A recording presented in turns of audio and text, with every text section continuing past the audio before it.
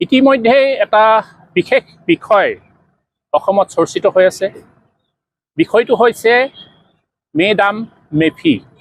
আৰু এই মেডাম মেফিৰ লগত এজন বিশেষ ব্যক্তি জড়িত হৈছে, সেইজন হৈছে গহপুৰৰ চন্দ্ৰ বৰুৱা।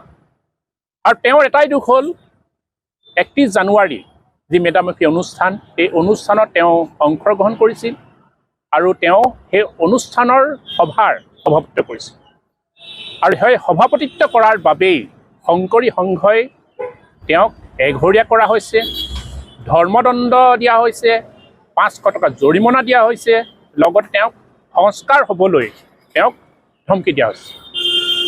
গতিকে আমাৰ টাইপাৰ কেন্দ্ৰীয় সমিতিৰ তৰফৰ পৰা কেইটামান বিষয় স্পষ্ট কৰিব বিচাৰিছোঁ অসমবাসীলৈ সংবাদ মাধ্যমৰ যোগেদি।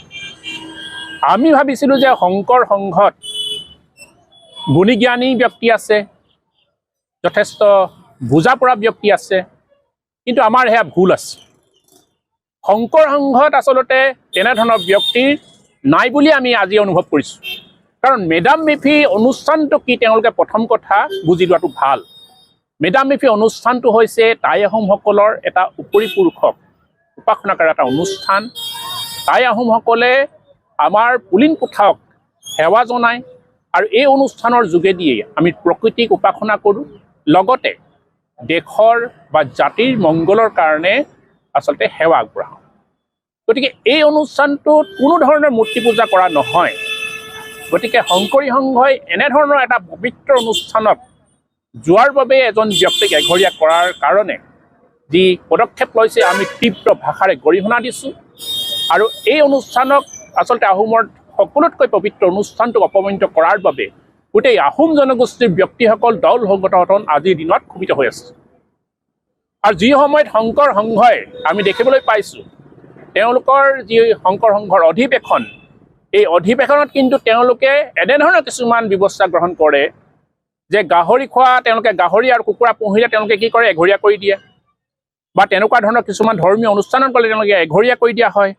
কিন্তু আমি শংকৰ সংঘত দেখিবলৈ পাইছোঁ যে তেখেতসকলে কি কৰে, তেওঁলোকৰ যি সংঘৰ অধিৱেশন, এই অধিৱেশনত তেওঁলোকৰ কিছুমান বিশেষ ৰাজনৈতিক ব্যক্তি, ডাঙৰ ডাঙৰ ব্যক্তিক নিমন্ত্ৰণ কৰে। আৰু যিসকল ব্যক্তিয়ে গাহৰিও খায় আৰু তেওঁলোকে গোড়া হিন্দু আৰু তেওঁলোকে মূৰ্তি পূজাও কৰে, তেওঁলোকে কিন্তু আগ স্থান দি পিনে তেওঁলোকে কিন্তু সম্বৰ্ধনা প্ৰদান কৰে। গতিকে এই ধৰণৰ ভণ্ডামি আমি এৰিবলৈ আহ্বান জনাইছোঁ। বিগত সময়ত আমি দেখিবলৈ পাইছোঁ যে চাওলুং চুকাফাই বৰ অসম কৰিছিল আৰু চাওলুং চুকাফাৰ নেতৃত্বতে অসমীয়া জাতি গঠন প্ৰক্ৰিয়া আৰম্ভ হৈছিল। আৰু তাৰ পাছতেই শংকৰদেৱে তেওঁ সাংস্কৃতিক দিশৰ যোগেদি অসমখনক একত্ৰিত কৰিছিল। গতিকে শংকৰদেৱ আমাৰ কাৰণে পূজনীয়। কিন্তু শংকৰদেৱে কোনো লিখিত হৈ যোৱা নাই যে মই মোৰ মৃত্যুৰ পাছত এটা শংকৰ সংঘ ক্লাব খুলিব লাগে আৰু এই ক্লাবৰ যোগেদি অসমত থকা যিমান জাতি জনগোষ্ঠী খিলঞ্জীয়া লোক আছে তেওঁলোকৰ পৰম্পৰা আৰু সংস্কৃতিক অপমান কৰিব লাগে, এই কথা কিন্তু শংকৰদেৱে লিখিত হৈ যোৱা নাই। গতিকে শংকৰদেৱৰ নামত তেওঁলোকে ব্যৱসায় কৰিছে আৰু ধৰ্মীয় যি গোড়ামী আনিছে, এই গোড়ামীয়ে কিন্তু হাতাম পুৰুষীয়া সম্প্ৰীতি বিনষ্ট কৰি দিছে। গতিকে আমাৰ টাইপাৰ পৰা স্পষ্ট কথা, গতিকে এনেধৰণৰ কথাবোৰৰ পৰা আপোনালোকে বিৰত থকা। বিগত সময়তো আমি দেখিবলৈ পাইছোঁ যে চকলং এটা অনুষ্ঠানৰ যোগেদি তেওঁলোকে বিশেষ এজন ব্যক্তি, এঘৰ মানুহক তেওঁলোকে বহিষ্কাৰ কৰা হৈছিল, এঘৰীয়া কৰা হৈছিল। তাৰ পাছত তেওঁলোকৰ পদাধিকাৰ আৰু তেওঁলোকৰ কেন্দ্ৰীয় সমিতিৰ বিষয়ববীয়া আহি সংবাদ মাধ্যমৰ যোগেদি আহোম জনগোষ্ঠী আৰু অসমবাসীৰ ওচৰত তেওঁলোকে এটা কথা কৈছিল, তেওঁলোকে ক্ষমা প্ৰাৰ্থনা কৰিছিল যে ভৱিষ্যতে টাই আহোম জনগোষ্ঠীক কোনো ধৰণৰ এনেধৰণৰ পৰম্পৰা সংস্কৃতিক আমি অপমানিত নকৰোঁ। এনেকৈ ধৰণে তেওঁ প্ৰতিশ্ৰুতি প্ৰদান কৰাৰ পাছত পুনৰ তেওঁলোকে টাই আহোমসকলৰ অতি পবিত্ৰ অনুষ্ঠান মেডাম মেফিক অপমানিত কৰিছে। গতিকে ভৱিষ্যতে দিনত আমি এটা কথা স্পষ্টকৈ কৈ দিছোঁ যে শংকৰ সংঘৰ যিকোনো অনুষ্ঠান আমাৰ ইয়াৰ পৰা বৰ্জন কৰা হ'ব। তেওঁলোকৰ প্ৰতিটো অনুষ্ঠানকে য'তেই অনুষ্ঠান হ'ব তাতে আমি বন্ধৰ কাৰ্যসূচী দিয়া হ'ব।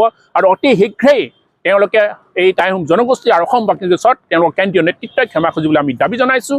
আৰু এটা কথা স্পষ্ট কৰিব বিচাৰিছোঁ যে শংকৰদেৱৰ যি তেওঁৰ বাণী বা পৰিৱৰ্তনৰ যি প্ৰচাৰ, এই প্ৰচাৰ ক্ষেত্ৰত কিন্তু শংকৰ সংঘই বিচলিত হৈছে। আৰু আহোম জনগোষ্ঠীৰ লোকসকল যিসকল শংকৰ সংঘ মেডাম মেফি আৰু শংকৰী সংঘ, আমি দেখিছোঁ শ্ৰীমন্ত শংকৰদেৱ সংঘই বাৰম্বাৰ আহোম জনগোষ্ঠীক অপমান কৰি আহিছে। আৰু সিদিনা কাকলি গুৰি প্ৰাথমিক শাখাৰ সদস্য চন্দ্ৰ বৰুৱাক মেডাম মেফিৰ সভাপতিত্ব কৰাৰ কাৰণে তাৰে দোনেশ্বৰ বৰা বুলি প্ৰাথমিক শাখাৰ সম্পাদকজনে অনুশাসন দফা 2 নম্বৰ ভিত্তি কৰি তেখেতক সদস্যপদ বাতিল কৰিছে। আমি প্ৰশ্ন কৰিব বিচাৰিছোঁ, শংকৰদেৱে কোনখন সংবিধান ৰাইজৰ মাজলৈ প্ৰেৰণ কৰিছে? 2 নম্বৰ দফাটো বিশেষকৈ তেওঁলোকে ৰাইজৰ আগত প্ৰকাশ কৰিবৰ কাৰণে আমি অনুৰোধ জনাইছোঁ। এই 2 নম্বৰ দফাতনো কি আছে যে আহোম জনগোষ্ঠীক প্ৰত্যেকবাৰে অপমান কৰে, চকলং বিয়াক লৈ অপমান কৰে, মেডাম মেফিক লৈ অপমান কৰে। মেডাম মেফি কি এই কথাটো তেওঁলোকে জনাটো প্ৰয়োজন আছে। আমি যদি চাওঁ মেডাম মেফি কি, এই বিষয়টোৰ বিষয়ে আমি ঘূৰি যাব লাগিব বহু যীশুখ্ৰীষ্ট জন্ম আগলৈ 2697 খ্ৰীষ্টাব্দত প্ৰথম টাই জনগোষ্ঠীৰ সম্ৰাট হুৱাংটিৰ নেতৃত্বত এই মেডাম মেফি অনুষ্ঠিত হৈছিলে। তাৰ পৰৱৰ্তী সময়ত চাওলুং চুকাফাই যেতিয়া এই ভূখণ্ডত পদাপন্ন হৈছিলে তাৰপিছতো মেডাম মেফি অনুষ্ঠিত হৈছিলে। এই মেডাম মেফি প্ৰকৃতিক পূৰ্বপুৰুষসকলক আমি উপাসনা কৰোঁ যাতে দেশ আৰু জাতি মংগলে থাকক। এই মেডাম মেফিক অপমান কৰিবলৈ তেওঁলোকে সাহস ক'ত পালে?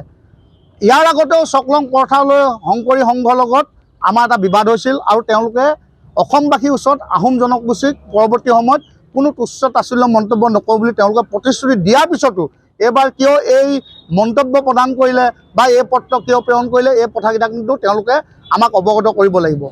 আমি টাই আহোম যুৱ পৰিষদে স্পষ্ট কৰি দিওঁ, শংকৰ সংঘৰ যিকোনো অনুষ্ঠানত যেতিয়ালৈকে তেওঁলোকে মাফ নুখুজিব কিন্তু আমি বাধা প্ৰদান কৰিম।